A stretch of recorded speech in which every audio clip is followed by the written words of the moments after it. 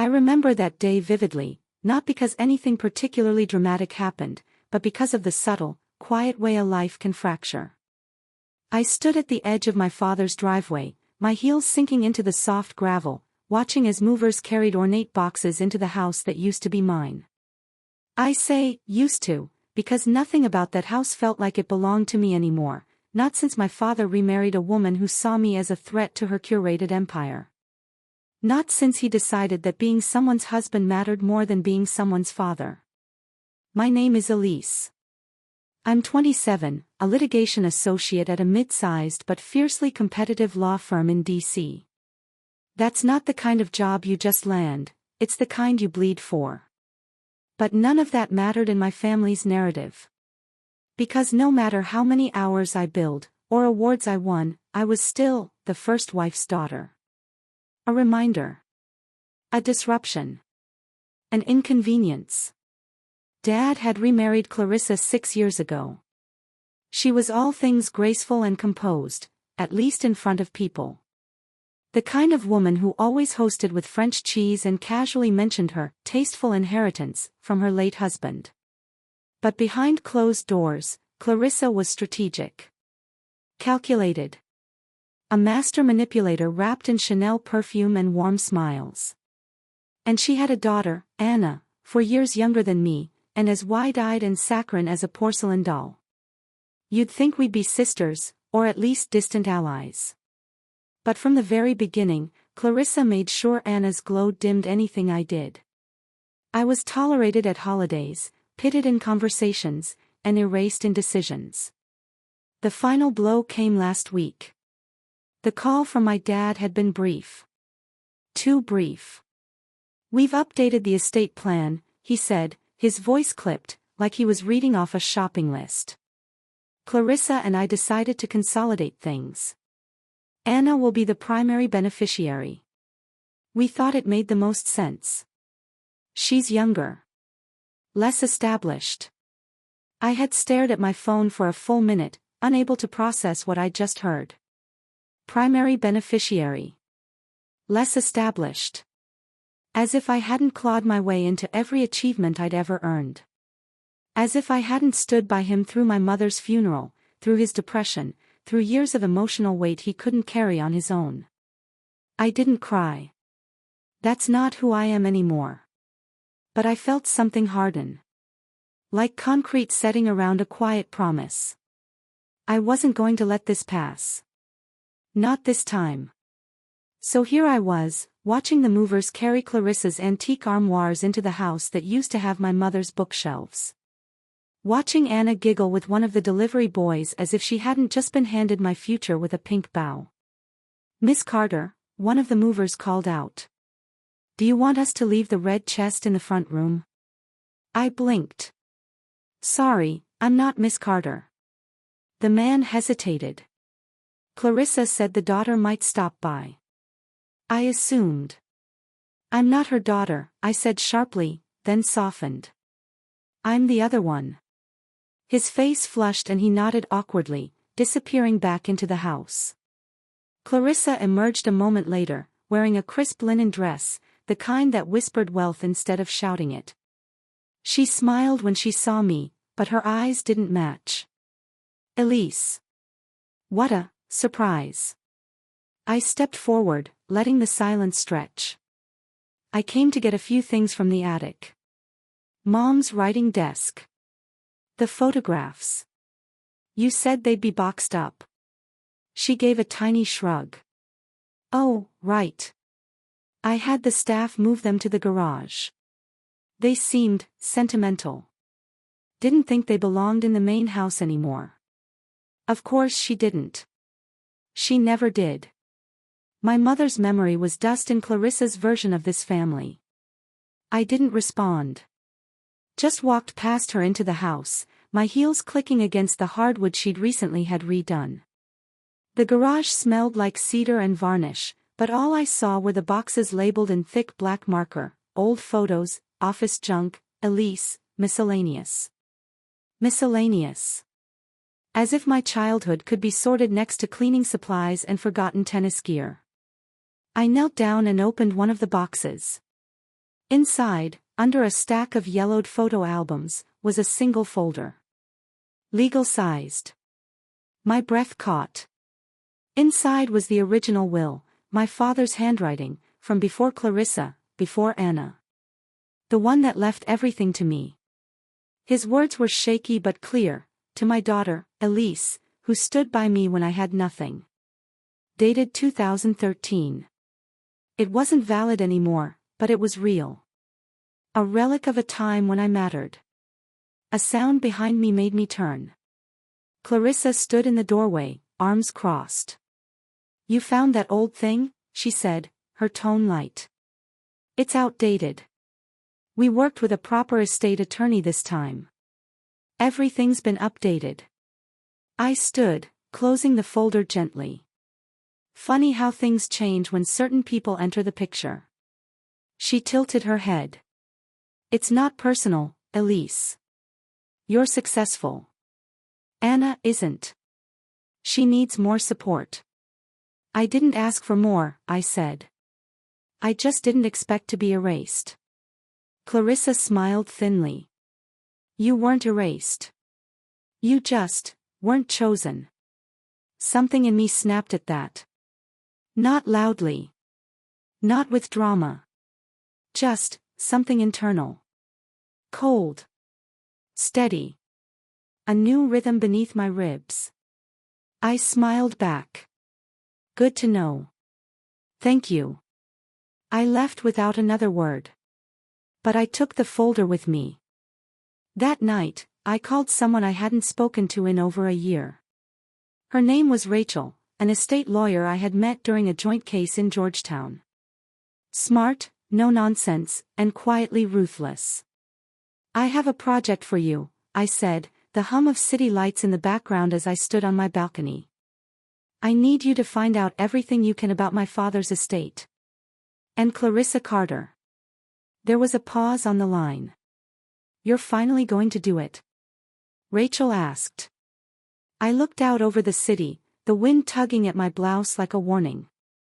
But I wasn't afraid. Not anymore. "Yes," I said. "I'm going to take back what's mine." Rachel called me 2 days after our conversation. I had barely made it through a morning deposition when her name lit up my screen. I stepped into a quiet conference room to answer. "I started looking into Clarissa Carter's financials," she said without preamble. "And Elise, there's something off." I didn't speak. "She doesn't have the money she pretends to," Rachel continued. "Her first husband's estate. It was small. Comfortable, but nothing near the picture she paints. She burned through most of it within 3 years, bad investments, overspending, and some suspicious transfers to an untraceable account."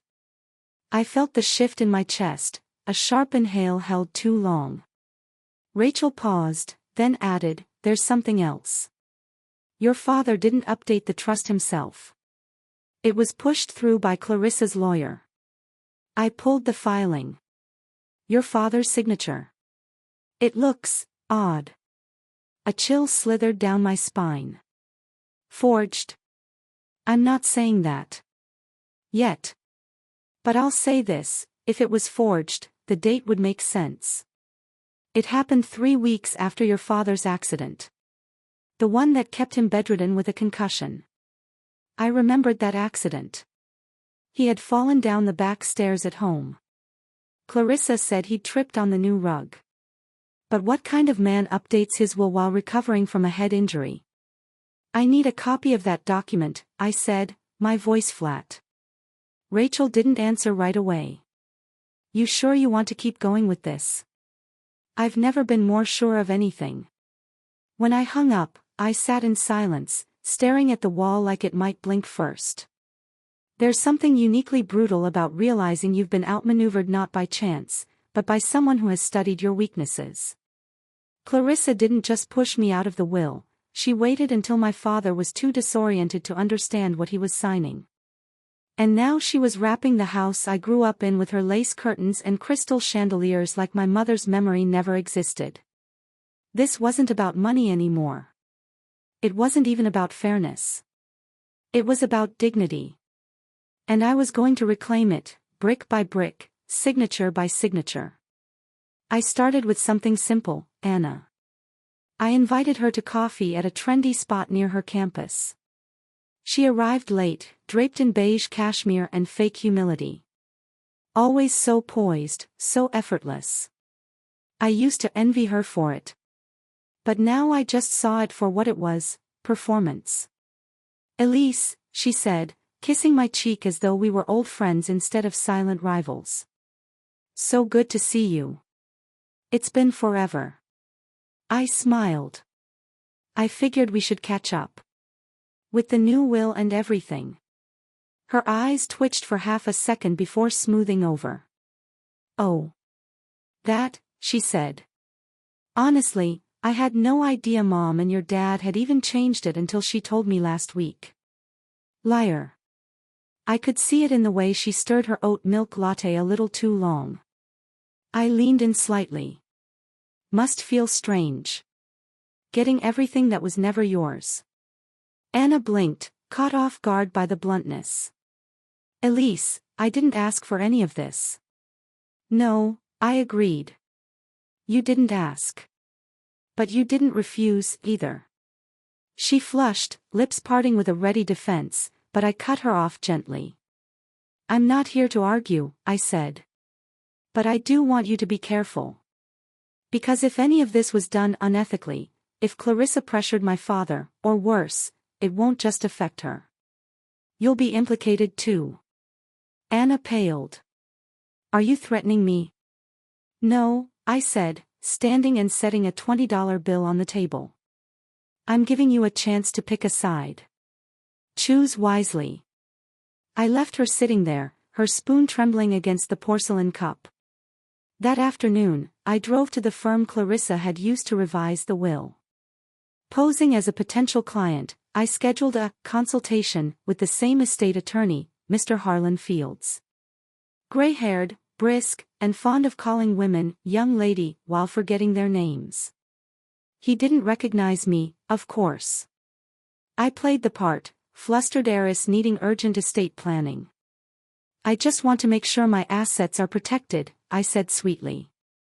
"My partner had a concussion last year, and it really scared me. We might need to update everything while he's still of sound mind, you know." Fields nodded eagerly. "That's wise. Once mental competency is in question, everything becomes more complicated. It's why I always advise clients to update their documents before any major health incidents." I tilted my head. "So you'd never process changes to a trust while someone was, say, recovering from head trauma?" He blinked, then shifted in his chair. "It would depend on the circumstances." Bingo. I ended the meeting politely, leaving behind a fabricated name and a burner email. But I had what I needed, confirmation. He'd known. He just hadn't cared. By the time I returned home, my phone buzzed with a message from Rachel. "Got the notary log. You're going to want to see this." Attached was a scan of the official record. The notary who signed the revised will had logged the appointment at Clarissa's request. My father's signature was shaky. The notary's notes said, "Client seemed tired but lucid." But get this, beneath that. A timestamp from the same day as my father's ER discharge. Barely 12 hours after he'd suffered a mild concussion and been prescribed heavy sedatives. My hands shook as I read the lines again. Clarissa had waited until he was weak, medicated, and disoriented, and then pushed a pen into his hand. She hadn't rewritten the will. She'd stolen it. And now, with the help of Rachel and a private forensic analyst I trusted from an old case, I was going to prove it. I stared at the framed photo on my bookshelf, my mother, hair wind-tangled, laughing on the beach. I could still hear her voice in my head, "Never fight dirty. Fight smart." That was the plan now. Revenge, when done right, doesn't feel like vengeance. It feels like justice, slow, deliberate, and deeply personal. It's the art of building pressure, until the person who wronged you exposes themselves in the most public, irreversible way. Rachel and I worked in tandem. She compiled a full legal packet documenting the suspicious changes to my father's trust, the altered signature, the convenient timing, the notary statement, and a letter from our forensic analyst who confirmed what we both suspected: the document had been signed under compromised conditions, and potentially without full mental competency. That alone wouldn't undo the trust. But paired with the right pressure, it would crush Clarissa's carefully manicured world. But I didn't want to take this to court. Not yet. I wanted Clarissa to undo it herself, with witnesses. With no path back to deny what she did. It started with a dinner invitation. Back to deny what she did. So I played the game she taught me: image first, truth second. It started with a dinner invitation. I knew Clarissa couldn't resist anything that involved social status, catered food, and strategic appearances. So I sent out engraved cards to our extended family and some of my father's oldest friends. A celebration of legacy, I called it. Honoring the Carter family line.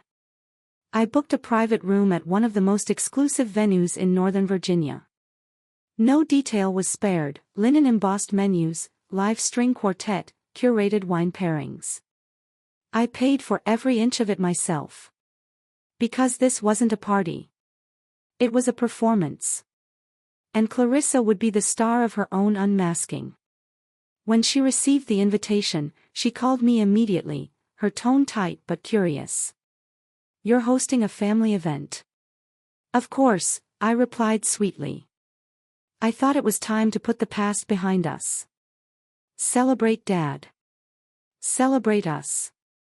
Let's move forward together. She paused. Then, ever the strategist, she said, "That's thoughtful, Elise. Thank you." I arrived early the night of the event, dressed in black silk and resolve. The room was lit with warm uplighting, soft music drifting through crystal chandeliers. Guests arrived in waves, smiling, laughing, clinking glasses. Clarissa made her entrance just after 7, gliding in like she was entering a gala, her arm linked with my father's. He looked older. Tired. And underneath his usual charm, there was something I hadn't seen in years: hesitation. He was starting to notice the cracks too. I greeted them with practiced warmth. "So glad you could make it." Clarissa kissed my cheek like a diplomat. "It's lovely, Elise. Truly. I had no idea you were such a hostess." I just smiled. "There's a lot you don't know about me."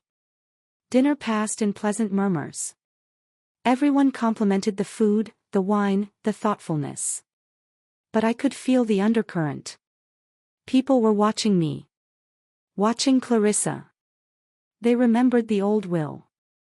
They remembered how quickly things changed when she arrived. And most importantly, they were ready to listen. At dessert, I stood to make a toast. I waited for the chatter to dim. Waited for every gaze to lift toward me. Then I began. "Thank you all for coming. This night means more to me than I can express. It's not just about celebrating family. It's about honoring what we stand for. Truth. Legacy. And fairness." I paused, letting the words settle. My father, whom I love deeply, always taught me that what's right isn't always easy. And what's easy isn't always right. That's why tonight, I want to be transparent about something personal. Clarissa stiffened beside him. After his accident, certain changes were made to the Carter estate plan. Some of those changes were made while my father was on sedatives and recovering from a head injury. Gasps echoed like thunder muffled under fine china. I continued, calm and unwavering. "I have documentation from a licensed notary, a forensic analyst, and a legal team that raises serious questions about the validity of that document. Including the possibility of coercion and fraud." Clarissa stood abruptly. "Elise, this is..." I didn't even look at her. Please, I said, let me finish. She froze, the room now fully turned against her. I could take this to court. I could drag this through litigation and let the public sort it out. But I'd rather give this family, and my father, a chance to make things right before it comes to that. My voice softened, almost sad. All I want is the truth. If there was no wrongdoing, then a review will clear it. But if there was pressure, manipulation, or exploitation, then we owe it to my mother's memory, and to ourselves, to correct it. The silence was suffocating. Then, finally, my father spoke. He stood slowly. His voice was low, raw. I don't remember signing that document. Clarissa's head whipped toward him, her mask cracking for the first time. He went on. I was groggy. I was on pain meds. I thought I was just signing discharge forms or insurance paperwork. I never wanted a lease removed. Never. Clarissa's hand trembled on her wine glass. Are you saying I lied to you? She said quietly, dangerously. He didn't answer her. He turned to me. I'm sorry, he said, his voice breaking. I should have looked closer. I let her handle everything. I trusted her. I walked toward him slowly, then gently placed the original will in front of him, the one from 2013, the one he wrote in his own hand. He stared at it for a long time. Then he looked at Clarissa. And said, without hesitation, we're undoing this. The room exhaled as one. Clarissa didn't scream. She didn't cry. She simply sat down, her shoulders collapsing in on themselves. She had built her kingdom on manipulation. And tonight, it turned to dust. After the dinner, I didn't stay for the cleanup. I didn't gloat or linger. I walked out into the night with the stars above me and the cold air kissing my cheeks. The truth was out. The power was mine again. And for the first time in years, I felt whole. There's a quiet that comes after a storm, a hush where everything feels suspended, waiting. That's where I found myself the morning after the dinner. Awake before the sun, seated at the edge of my bed, phone silent, heart strangely still. I thought it would feel more like victory. But it didn't. It felt like standing at the edge of something vast and unfamiliar. Clarissa was exposed. The trust would be reevaluated, most likely voided. Rachel had already arranged the paperwork. My father had promised, in front of everyone, to set things right. But promises have a way of shifting in the daylight, once the witnesses are gone. I wasn't naive enough to think it was over. By noon, Rachel called. She's not backing down, she said flatly. I exhaled, unsurprised. What's she doing? She's lawyered up. Claims she has proof your father knew what he was signing. She's alleging undue influence on your part now. That you pressured him to retract the trust. Let her try, I said, but even as I said it, my hands were cold. Clarissa wasn't just a liar. She was a survivor. And people like her didn't lose without a fight, they mutated, adapted, turned sympathy into a weapon. She has no case, Rachel said. But it doesn't mean she won't try to create noise. Your father's still the key here. If he stands firm, she can't touch you. My father. I hadn't spoken to him since the night of the dinner. He'd tried to call, but I let it ring out, let his voice dissolve into voicemail. I didn't know what to say. How to ask him why he'd let it get this far. Why he'd let her replace me so easily. By evening, I caved. I drove out to the house. Not to confront Clarissa, she was gone. Rachel had confirmed she moved into a hotel downtown, her name already filed for a temporary restraining order against my father's assets. Desperate moves from a woman with no more cards to play. But the house stood, still and dim, like an old photograph slowly fading at the edges. He answered the door before I could knock. Elise. His voice was worn. Not weak, but unsteady. Like someone standing on a floor that kept shifting beneath them. I stepped inside, wordless, and followed him to the den. The room still smelled faintly of her perfume. But the photographs were gone, no more of Anna's framed portraits on the shelves, no more wedding pictures on the mantel. Just silence, and the slow tick of the old clock above the fireplace. He sat, hands clasped between his knees, staring at the floor. I never meant for it to go this far, he said. I didn't reply. He continued, voice rough. When I married her, I thought, maybe it was time to start over. I was lonely. You had your life, your career. And she made things easy. She didn't ask questions. She handled everything. I looked at him, my father who once carried me on his shoulders through rain-soaked markets, who read to me from legal textbooks like they were fairy tales. I didn't recognize this man. Or maybe I just didn't want to. You handed everything over, I said, voice low. And when she erased me, you let her. He flinched. I didn't see it that way. Of course not, I whispered. Because it was easier not to. The room felt small suddenly, like the air itself recoiled from the truth hanging between us. I trusted her, he said. I wanted to believe she cared about both of you.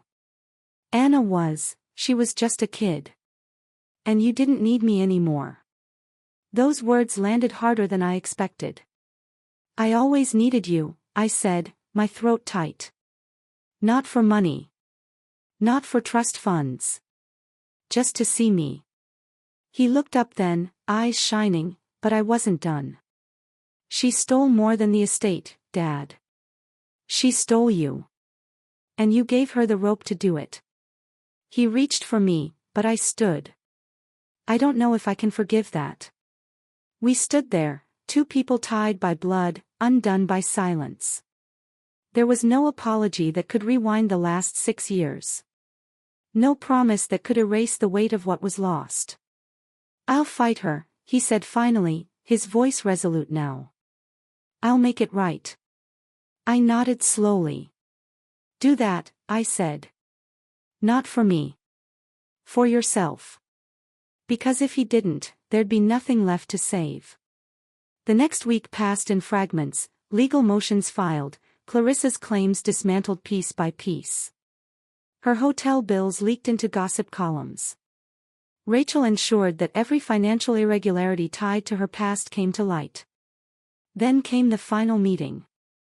A formal mediation, scheduled in a sterile downtown office, flanked by lawyers and neutrals. Clarissa arrived first, dressed in muted gray, her face stripped of its usual poise. I sat across from her, calm. Rachel spoke first. Our offer is simple. Clarissa relinquishes all claims to the estate. No criminal charges pursued, provided she signs today. Clarissa's lawyer shifted, ready to argue, but she raised a hand. No charges, she asked. Rachel nodded.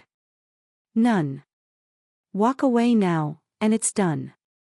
Clarissa turned to me then, and for the first time, I saw something real, fear. Not of me, but of herself, of the hollow space she'd carved into her own life. I never hated you, she said. I never believed you did, I replied. You just loved yourself more. She signed. Just like that, it ended. I walked out of the building alone, the city buzzing around me. It should have felt like triumph. But it didn't. It felt like release. 2 days later, I visited the cemetery. My mother's grave sat quietly beneath a canopy of early spring blossoms. I knelt, tracing her name with my fingers. It's done, I said softly. The wind stirred, gentle and warm. I thought revenge would make me feel strong, I continued. But it didn't. It just reminded me of how much I lost. How much I still miss you. I sat there until dusk, the sky bleeding into gold and violet. As I left, I knew the story wasn't over. Clarissa was gone. My father was trying. The estate was mine again. But trust. That would take longer. And maybe, that's okay. It had been 3 weeks since Clarissa signed everything away. 3 weeks since I walked out of that mediation room and left behind the woman who had reshaped my family into something I barely recognized. She was out of our lives now, legally, financially, completely. But I still woke up some mornings half expecting to see her name flash across my phone. Still caught in the echo of her presence. I wasn't naive enough to think justice erased pain. Rachel called one evening, just as the sky outside my apartment blushed into that soft indigo before nightfall.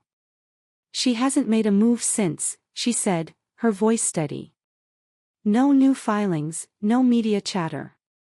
It's over, Elise.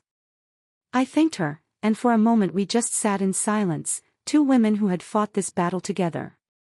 Then she added, "What now?" I didn't know. For the first time in months, I had no plan. No strategy. Just the uncomfortable quiet of an untangled life. I found myself driving to the house again. Not to fight, or to reclaim. Just to see what remained. My father answered the door. He looked older, wearier, like the weight he'd carried was finally settling into his bones. But there was something else too, a lightness, maybe, or at least the beginning of it. "Elise," he said, stepping aside. "Come in." I did. The house was different now. Clarissa's touches were vanishing, her vases gone, her art replaced by older, simpler pieces that felt more like home. It wasn't the same house I grew up in, but it wasn't hers anymore either. We sat in the den, the old clock ticking quietly between us. "I've been thinking," he began, his hands clasped tightly, "about everything. About your mother. About you." I waited. "I let her down," he said. "Both of you.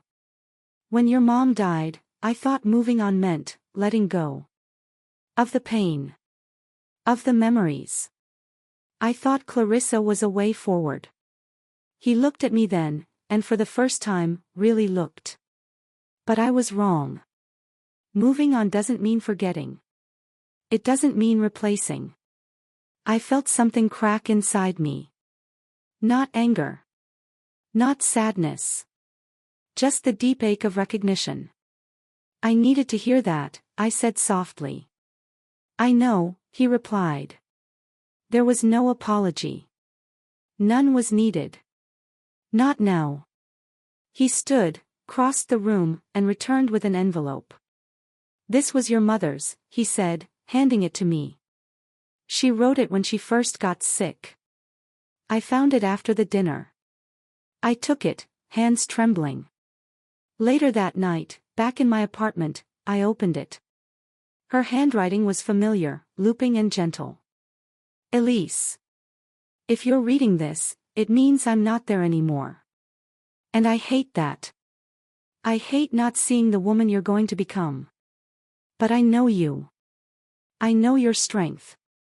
Your kindness. Your fire. You don't need me to guide you.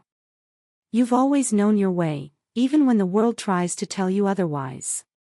But remember this, love is not about what people say. It's about what they do. Never settle for less than the respect and honesty you give others. And never doubt your worth, not in family, not in love, not in life. You are enough. Always. I love you. Mom." I read it twice. Then again. And for the first time in years, I cried, not out of anger, or grief, but release. I was done fighting. Clarissa was gone. The inheritance restored. My father was trying, truly trying. But most importantly, I was free. Free to define myself not by what I had lost, but by what I had reclaimed, my voice, my place, my peace. What did you feel as she found her power? Would you have done the same in her place? Let me know what spoke to you most. This was more than revenge. This was about finding yourself when the world tries to erase you, and refusing to disappear.